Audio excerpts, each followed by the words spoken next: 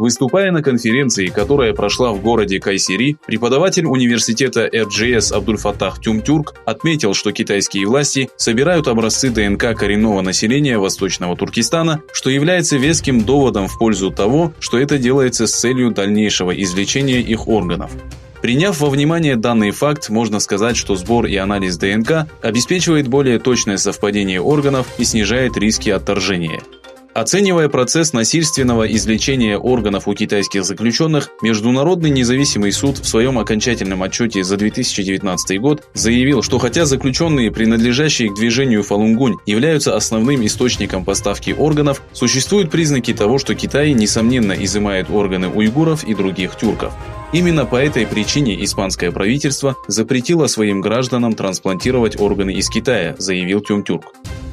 Независимый суд провел исследование официальных документов за 2017 год, которые предоставило китайское правительство, и выявил значительное несоответствие между количеством доноров, составивших 5147 человек, и операциями, число которых составило 90 тысяч.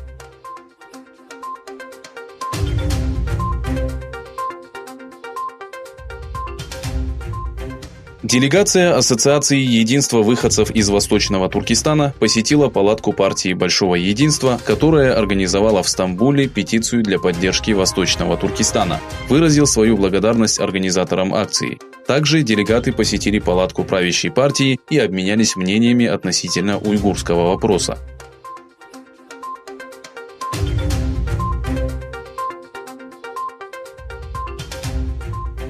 Представитель Министерства иностранных дел Китая Ген Шуан оценил итоги выборов в Тайване, победителем которых стала Цай Инь-вэнь, выступающая за независимость и демократию.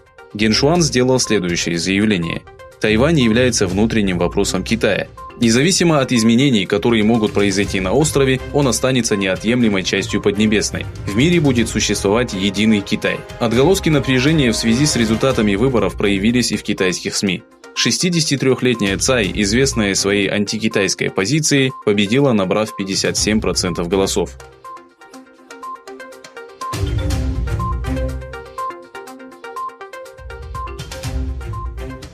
После того, как Иран признал, что пассажирский самолет украинских авиалиний был сбит по ошибке, в Тегеране была организована акция протеста. Дональд Трамп заявил о своей поддержке демонстрантов и предостерег правительство Ирана от применения силы. Президент США также призвал Тегеран предоставить правозащитным организациям возможность наблюдать за протестами и общей обстановкой в стране. Трамп подчеркнул, что насилие над участниками акций и ограничение доступа в интернет не могут быть приемлемыми.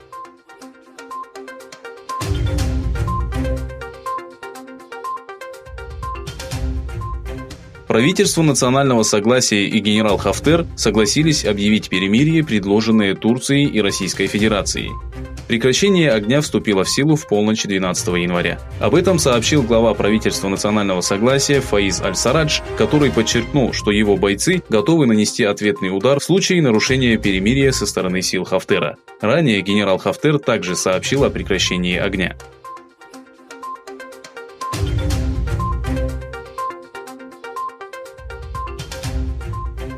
Ставший главной мишенью критиков из-за пожаров, которые продолжаются в Австралии 10-ю неделю, премьер-министр Скотт Моррисон заявил, что изменит климатическую политику и добьется снижения выброса парниковых газов. Примечателен факт того, что во время пожаров, жертвами которых стало по меньшей мере 28 человек,